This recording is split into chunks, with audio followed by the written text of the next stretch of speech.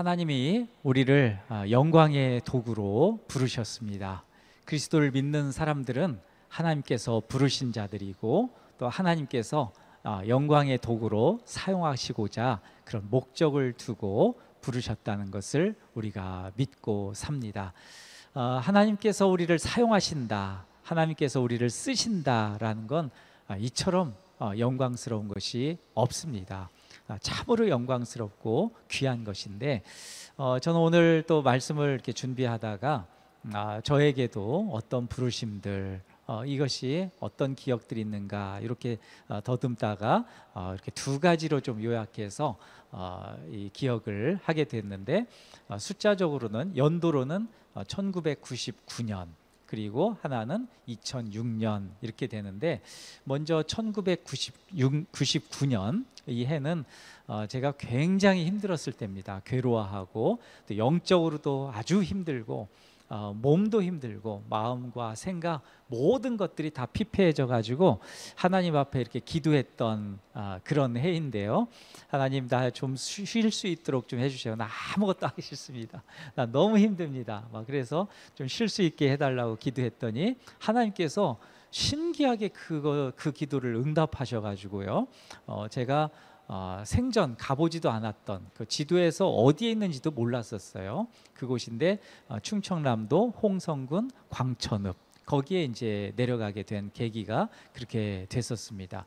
거기서 이제 한 1년 몇 개월, 2년 남짓 그렇게 살다가 이제 다시 오게 됐는데 그때 하나의 기억이 예레미야서를 이렇게 읽는데 아주 마음이 뜨거워졌어요. 예레미야 선지자가 그 무너진 성읍을 이렇게 손끝으로 이렇게 손끝으로 이렇게 만지면서 가는 그런 느낌 있잖아요. 그러면서 얼마나 슬퍼하고 이 무너진 성읍이 다시 회복되고 재건되길 위해서 그렇게 소원하고 간절히 염원하는 그 기도하는 그 대목이 얼마나 저도 가슴 벅차고 그랬던지 그때 저도 모르게 감동으로 하나님 저도 레위 지파처럼 좀 쓰임 받고 싶습니다. 하나님께서 원하시면은 그렇게 이런 일들에 제가 동참해서 그런 일들을 좀 하고 싶습니다. 재건하는 성전을 재건하고 성벽을 재건하는 그런 어떤 신앙의 재건 이런 것들을 제가 좀 해보고 싶습니다. 주님이 원하시면 그런 것들이 아주 뜨겁게 일어났던 그런 신앙적 체험이 있습니다. 그게 이제 1999년에서 시작해서 2002년 이 상간에서 이제 이루어졌던 그런 기억입니다. 또 하나는 이제 2006년도에 있었던 그 기억인데 그것은 제가 이제 그 목회를 해야 되겠다 해서 신학 공부를 시작하게 된 그 해입니다. 그 전까지는 사실 목회 이런 것들은 그닥 이렇게 생각지도 않았었고요. 염두에 두지도 않았었고 저 나름대로 이것도 해볼까 저것도 해볼까 이런 생각들을 늘 궁리하면서 살고 있었고 거기에 크게 하나 있었던 건 아주 기독교 음악에 내가 좀 이바지해서 하나님께 영광 돌리면 어떤가 이런 마음이 굉장히 크게 있었던 그런 이제 순간이었는데 그때 이제 이 왠지 모르게 한 영혼 이 단어 있잖아요. 여기에 딱 꽂힌 거예요, 제가. 그래서 한 영혼이라는 생각만 들면은 길 가다가도 눈물이 흐르고 또 자다가도 한 영혼 이렇게 잠들다가도 한 영혼 하면 갑자기 눈은 팍 떠지고 나도 모르게 눈물이 흐르고 그 한 영혼을 사랑하고 또 한 영혼을 구원하고 한 영혼을 복음을 전해서 한 영혼을 살리는 거기에 얼마나 뜨겁게 마음이 일어나든지 그래서 하여튼 시편의 말씀도 있고 몇 가지 말씀을 더 저에게 하나님이 들려주셨는데 하여튼 그 말씀들을 통해서 이제 목회를 시작하게 되고 그렇게 지금까지 이제 여정을 걸어오게 되었습니다. 우리 성도님들 가운데는 어떤 부르심들 하나님께서 부르신 그 말씀들이 있으실 텐데 그게 어떤 것인지 또 궁금하기도 하고 또 분명히 다 있으실 겁니다. 우리 삶을 돌아보면서 이렇게 하나님이 예레미야를 통해서 말씀하시고 대략 저에게는 한 7년 정도 후에 주님의 뜻이 어쩌면 1차적으로 좀 이루어진 셈입니다. 부르심을 놓고 생각해 볼 때 참으로 신묘막측하다. 하나님의 섭리가 참 기가 막히다 이런 생각을 하게 되었는데요. 근데 이제 문제는 제가 너무 부족하다는 거, 너무 부족하다는 거. 그러니까 1999년에서 2002년 사이, 2002년 월드컵이 있기 때문에 제가 명확하게 기억해요. 그 시기에 예레미야서와 연결돼서.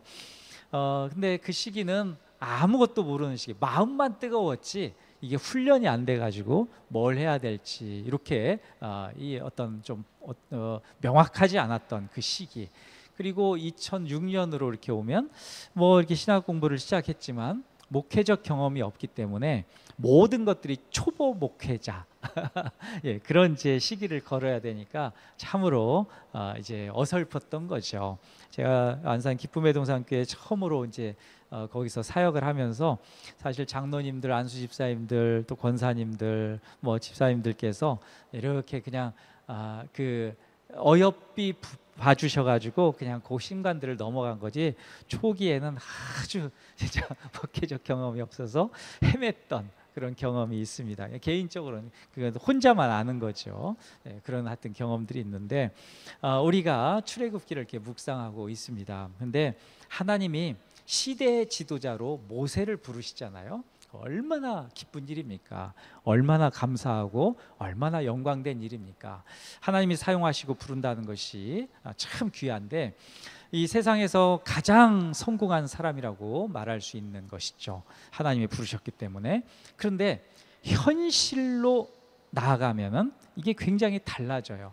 하나님이 부르신 그 사명을 감당하기 위하여서 광야와 같은 그런 길을 가야 하기 때문에 그런데요. 하나님이 부르신 길에 대해서 성경은 한 두 가지 정도로 얘기해요. 하나님 부르셔서 이제 가야 될 길, 그 길이 좁은 문으로 들어가라 이런 말씀이 있잖아요. 그리고 또 십자가의 길, 이것을 이제 얘기하는데 좁은 문, 십자가의 길, 듣기만 해도 좀 이게 그거 말고 이런 생각이 들잖아요. 예, 그렇잖아요.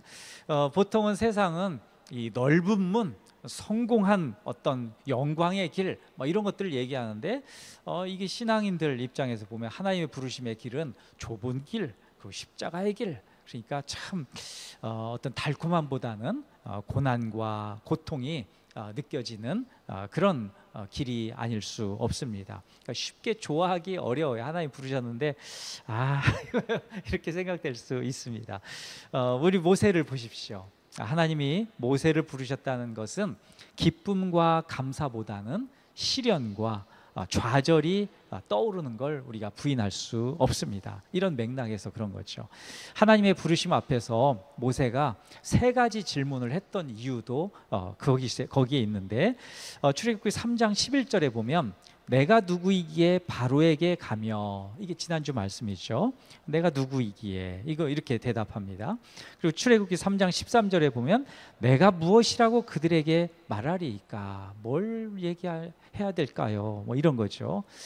내 실력으로는 이렇게 하기가 어려운데요. 뭐 이런 얘기일 수도 있어요.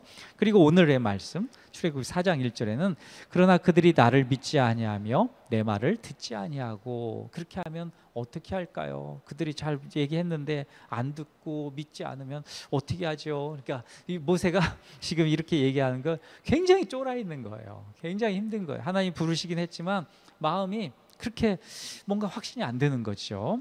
그런데 하나님께서는 그 모세에게 하나님 자신을 보여주셨고, 또 모세에게 여러 번 하나님의 이름을 나는 여호와다 이렇게 말씀하시면서 하나님의 이름을 또 들려주셨고, 또 내가 반드시 너와 함께 한다 라는 말씀도, 그런 아주 그냥 담대하라 라는 말씀까지 함께 이렇게 덧붙이셨어요. 근데 모세로 봐서는 현실 앞에서 여전히 의심스러운 거예요. 이게 진짜 될란가? 또 여전히 겁이 나는 거예요. 야, 이게 진짜 먹힐라나? 뭐 이런 거. 여전히 확신이 안 드는 것이죠. 내가 그 일을 진짜 해낼 수 있을까?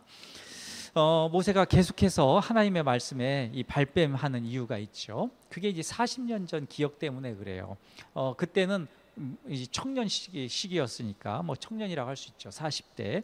그때 뭐 내가 좀 민족의 구원자로 나서서 이렇게 우리 백성들을 다시 인도해내고 하나님께 영광 돌리겠습니다. 내가 좀 이런 것들을 해보겠습니다 하고 나섰는데 그게 잘 안 된 거잖아요. 더욱이 그 자기 백성들한테 고발당했고, 너 우리까지 죽이려고 하는 거야? 이렇게 막 고발당하고 하니까 모세가 거기에 그냥 겁을 잔뜩 먹고 미디안으로 도망가서 거기서 40년을 살게 된 것이잖아요.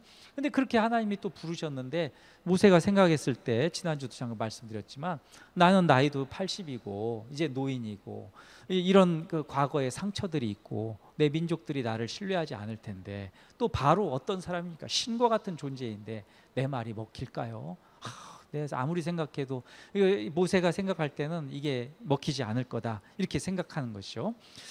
그 기억이 모세를 괴롭힙니다. 그 상처가 모세를 나약하게 합니다. 모세가 두려워하는 것은 과거에 받은 상처, 이것 때문에 괴로워하는 것이죠. 그것이 모세의 믿음을 허약하게 만들고 있습니다.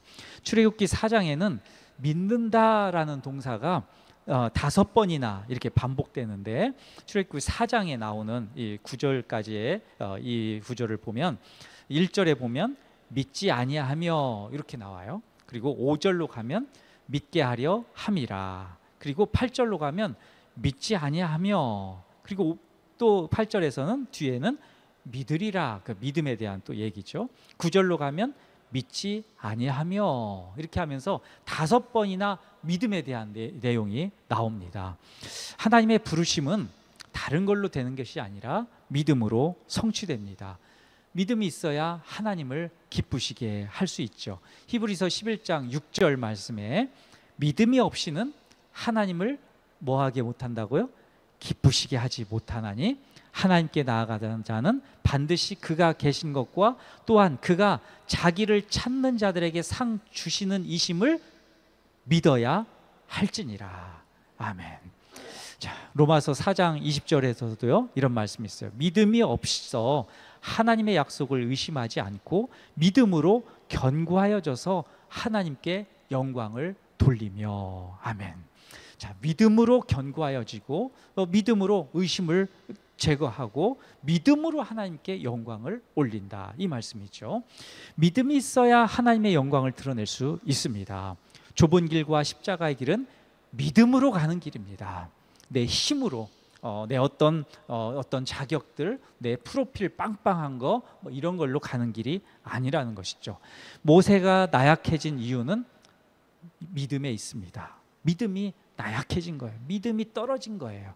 자, 하나님은 모세를 설득하십니다. 모세의 믿음을 굳게 하기 위해서 3가지를 막 약속하시고 말씀하시는데, 그것을 실제로 또 이렇게 경험도 하게 하시는데, 첫 번째가 지팡이를 던져서 뱀을 만드는 것인데요. 1절과 5절인데 한번 좀 길지만 함께 좀 같이 읽어보겠습니다. 1절에서 5절 함께 읽습니다. 모세가 대답하여 이르되 그러나 그들이 나를 믿지 아니하며 내 말을 듣지 아니하고 이르기를 여호와께서 내게 나타나지 아니하셨다 하리이다. 2절 여호와께서 그에게 이르시되 내 손에 있는 것이 무엇이냐? 그가 이르되 지팡이니이다. 여호와께서 이르시되 그것을 땅에 던지라 하시매 곧 땅에 던지니 그것이 뱀이 된지라. 모세가 뱀 앞에서 피하매 여호와께서 모세에게 이르시되 내 손을 내밀어 그 꼬리를 잡으라. 그가 손을 내밀어 그것을 잡으니 그의 손에서 지팡이가 된지라. 이에 그들에게 그들의 조상의 하나님 곧 아브라함의 하나님, 이삭의 하나님, 야곱의 하나님 여호와가 내게 나타난 줄을 믿게 하려 함이라 하시고. 아멘. 하나님은 두려워하고 의심하는 그 모세를 향해서 내 손에 있는 것이 무엇이냐 이렇게 물으셔요. 내 손에 있는 것, 목동이니까 당연히 지팡이 한 자루 갖고 있을 거 아니겠습니까? 그 지팡이로 이렇게 양들을 치고 했던 것이죠. 하나님은 그것을 땅에 던지라 하셨고 모세가 그 말씀에 순종합니다. 그러니까 지팡이가 이제 뱀이 되는 거잖아요. 모세가 얼마나 놀랐는지 막 그렇게 피했던 것 같아요. 황급히. 뱀은 이게 지금도 그렇지만요, 인류의 그 어떤 인간의, 우리 사람의 무의식 속에서 두려움의 존재가 이 뱀입니다. 그 이유는 아담의 그 타락에서 기인되는데, 그때부터 뱀은 악의 화신, 또 하나님을 대적하는 원수의 상징, 이렇게 됐기 때문에 어떤 사람 남녀노소를 불문하고 뭐 그때 이 뭐 노아 때 아브라함 때 뭐 하여튼 요 시대 다 지나서 지금까지도 뱀을 보면 아유 좀 그렇잖아요. 이제 그게 이제 그런 거겠죠. 뱀을 보는 것은 이 성경에서는 이 현실과 마주하는 것과 같습니다. 현실을 마주하는 것. 뱀을 보는 것은 신 같은 이 바로를 보는 것과 같습니다. 현실과 바로는 무의식 속에서 우리가 잠재의식 속에서 두려움에 사로잡히게 만들게 합니다. 하나님은 이 두려움 앞에서 그나마 붙들고 있던 지팡이도 내던지래요. 이 지팡이는 성경적으로 보면 이 권위와 보호의 상징인데, 그러니까 지팡이가 있어야 뭔가 양들도 치고 뭐 일이나 뭐 이런 어떤 야수들이 오면 그걸로 뭔가 보호하고 뭐 어디 짚고 가기도 하고 뭐 이런 거 도구인데, 그것마저도 던지라 이렇게 얘기하는 거예요. 그러니까 하나님은 더 나아가서 이 뱀으로 이렇게 뱀이 뱀으로 던지니까 이게 뱀으로 변했는데, 그때 이 뱀의 꼬리를 잡으라고 그래요, 하필. 근데 저도 한번 이렇게 찾아보니까 이 뱀을 잡는데 전문가들, 뱀을 아주 그냥 요리하는 그 어디 인도 같은 데 보면 코브라 이렇게 춤추게 하고 하는 거 있잖아요. 하여튼 그런 뱀 전문가들도 꼬리는 안 잡는데요. 뱀의 머리를 이렇게 잡아가지고 뭐 이렇게 한다 이런 건데, 뱀의 꼬리를 잡는 것은 이게 물리려고 작정한 거죠. 죽으려고 작정한 거예요. 이건 잘못된 거죠. 이건 굉장히 위험한 건데 뱀의 꼬리를 잡으라라고 하는 거예요. 근데 이제 꼬리를 잡으니까 다시 그 뱀이 지팡이가 되는 것이죠. 신기하게도 그렇게 이제 변하는데 이게 놀라운 표적입니다. 그걸 이제 경험하게 하시는 것이죠. 그러니까 하나님의 표적을 보이시는 목적, 이유가 있습니다. 모세의 믿음을 증진시키고 강화하기 위한 것입니다. 믿음을 굳건하게 하기 위해서 그렇게 표적을 보이시는 것이죠. 모세는 이제 앞으로 바로와 마주해야 되고, 바로는 하나님의 뜻을 거역하고 백성들을 괴롭히는 뱀과 같은 이 존재입니다. 굉장히 두려운 존재죠. 근데 바로라는 그 뱀의 꼬리를 잡으면 물려 죽잖아요. 그것이 현실입니다. 그러나 하나님은 지팡이가 뱀으로 변하고 뱀의 꼬리를 잡을 때 다시 지팡이가 되는 표적을 통해서 모세가 믿음으로 굳건히 서도록 도우십니다. 이후에 모세의 지팡이가 하나님의 지팡이로, 출애굽 4장 20절에 보면 하나님의 지팡이라는 표현이 나오거든요. 그 이유도 바로 믿음 때문입니다. 이건 네가 잡고 있는 게 아니라 하나님이 함께 하시는 믿음의 지팡이야. 그걸 이제 말씀하는 것이죠. 모세는 이 엄청난 두려움을 극복해야 됩니다. 현실이 주는 커다란 압박감에서 나와야 됩니다. 그러기 위해서는 믿음이 필요한 것이죠. 그래서 하나님께서 뱀의 꼬리를 잡고 뱀이 다시 지팡이가 되는 그런 신앙적 체험을 하게 하셨던 것이죠. 자, 두 번째 하나님께서 말씀하시는 건 이제 나병을 낫게 하시는 건데, 6절에서 8절 말씀도 함께 읽어보겠습니다. 6절 8절 함께 읽습니다. 여호와께서 또 그에게 이르시되 내 손을 품에 넣으라 하시매 그가 손을 품에 넣었다가 내어보니 그의 손에 나병이 생겨 눈같이 된지라. 이르시되 내 손을 다시 품에 넣으라 하시매 그가 다시 손을 품에 넣었다가 내어보니 그의 손이 본래의 살로 되돌아왔더라. 여호와께서 이르시되 만일 그들이 너를 믿지 아니하며 그 처음 표적의 표징을 받지 아니하여도 나중 표적의 표징은 믿으리라. 아멘.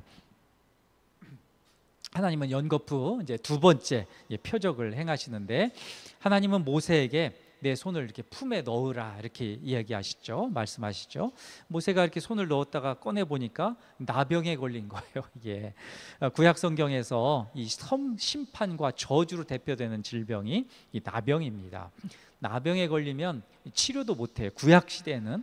그리고 이스라엘 공동체에서 추방, 저 성 밖에 나가서 살아, 니들끼리 거기에만 모여있는 그 집성촌들이 있는데 거기에 나병 환자들만 있는 것이죠. 이스라엘 백성이라고 한다면 가장 무서웠던 그런 질병이 이 나병이라고 할 수 있는 것이죠. 요즘은 뭐 우리가 암이라고 생각하는 거, 아주 그냥 치명적인 암, 그런 걸 생각하셔도 돼요. 고칠 수 없는 거, 이게 곧 나병이다. 모세가 지팡이를 뱀으로 변했을 때처럼 나병에 걸린 자신을 보고 이렇게 놀랍니다. 그런데 하나님께서 내 손을 다시 품에 넣으라라고 하시고 다시 꺼내 보니까 깨끗하게 나은 거죠. 두 번째 표적 역시 모세의 믿음을 위한 것입니다. 모세가 두려움과 불안에 떨니까 그들이 믿지 않을 것이다 이렇게 얘기하며 생각하면서 하나님께 호소하니까 하나님께서 이 체험을 통하여서 믿음을 갖게 하시는 것이죠. 마치 뱀의 꼬리를 잡고 독사에서 물려 죽은 것처럼 하나님의 이름을 망령되이 일컫다는 죄로 또 돌에 맞아 죽을 수도 있습니다. 바로가 그렇게 행할 수 있는데, 또 이스라엘의 신인 여호와를 들먹이면서 이집트의 신을 모욕했다는 죄로 어떤 극한 고문이나 사형에 처해질 수도 있습니다. 이것이 모세가 지금 직면한 현실인데요. 근데 그의 손에 이 나병이 생겨서 이렇게 눈같이 되었다, 이런 것은 마치 암세포처럼 전신에 다 퍼져가지고 이제는 회생이 절대 불가하다, 이런 이제 뜻이기도 한데요. 그것이 이스라엘의 지금 현실이고 모세가 직면한 두려움, 엄청난 두려움, 이건 사람으로서 해결할 수 없는 두려움, 현실, 그걸 얘기하고 있는데요. 그러나 하나님은 그것을 회복시키신대요. 두 번째 표적도 역시 모세의 믿음을 그렇게 지키게 하기 위해서, 강건하게 하기 위해서, 모세의 믿음을 굳건하기 위해서 보여주신 그런 표적입니다. 마지막 세 번째는 굉장히 또 더 가면 갈수록 강력한데요. 나일강이 피로 변하는 것인데, 마지막 9절 함께 읽어보겠습니다. 함께 읽습니다. 그들이 이 두 이적을 믿지 아니하며 내 말을 듣지 아니하거든 너는 나일강 물을 조금 떠다가 땅에 부으라. 내가 떠온 나일강 물이 땅에서 피가 되리라. 아멘. 이제 세 번째 표적입니다. 이것은 나일강 물을 떠서 땅에 부으면 피가 되는 그런 표적인데, 피는 우리가 알지만 생명이고 또 죽음의 상징입니다. 여기서는 죽음을 뜻하는데요. 이집트의 사람들은 이 나일강을 하피라고 부르면서 이 신적으로, 아주 그냥 신이 거기에서 거주하는 어떤 거처다 이렇게 생각했는데, 나일강의 풍요의 심장부, 그것이 피로 변했다. 이건 거기에 있는 하피 신, 나일강을 지키는, 또 이집트를 부욕해 하는 그들이 믿었던 신이 죽었다라는 것이고, 그 이스라엘의 풍요가 이제는 더 이상 풍요가 아니라 이제 몰락으로 간다, 왕권이 완전히 붕괴된다라는 것을 하나님께서 선언하시는 겁니다. 성경에서 이 표적, 다른 표현으로는 또 이적, 기사, 기적이라는 표현도 함께 혼용돼서 나오는데 다 똑같은 말이에요. 다 똑같은데, 단순히 이것은 초자연적인 현상을 얘기하는 것이 아니라 하나님의 표적은 언제나 믿음과 연관이 됩니다. 믿음을 위해서 표적을 주시고, 표적은 하나님이 주시는 믿음의 증거라는 것이죠.